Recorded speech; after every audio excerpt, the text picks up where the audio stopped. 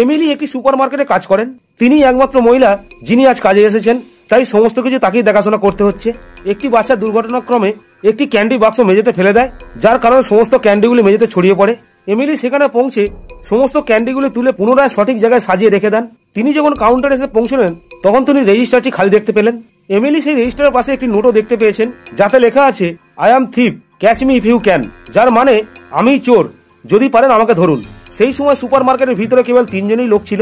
এখন আপনি কি এই 3 ব্যক্তির দিকে তাকিয়ে চোরকে খুঁজে বের করতে পারেন যে চুরিটি কে করেছে? এই 1 নম্বর ব্যক্তি, 2 নম্বর ব্যক্তি, না 3 নম্বর ব্যক্তি?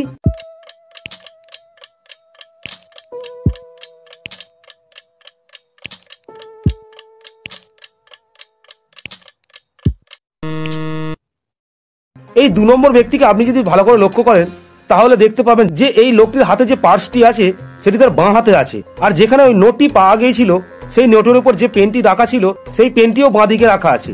অতএব তিনি লেফট হ্যান্ডেড। অতএব এই লোকটি হলো সেই চোর। রায়ের বাড়িতে একটা পার্টি চলছিল। সেই পার্টির রাতেই রায়ের বাড়িতে রায়কে কে একজন হত্যা করে। বিষয়টি তদন্তের জন্য সুপরিচিত গোয়েন্দা মেহুলকে ডাকা হয়। মেহুল পার্টি রাতে উপস্থিত থাকা রায়ের 4 বন্ধুকে সন্দেহ করে। এই সন্দেহভাজনের দিকে তাকিয়ে আপনি কি অনুমান করতে পারেন যে রায়কে কে হত্যা করেছে?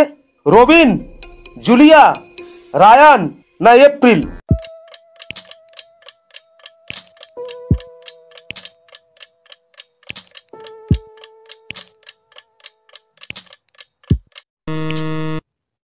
এই হত্যাটি রায়ান করেছে, কারণ মেহুল তদন্ত করার সময় রায়ের মৃতদেহের হাতে একটি জামার টুকরো পেয়েছে, যে জামার টুকরোটি রায়ানের জামার টুকরোর সাথে মিলে যায়।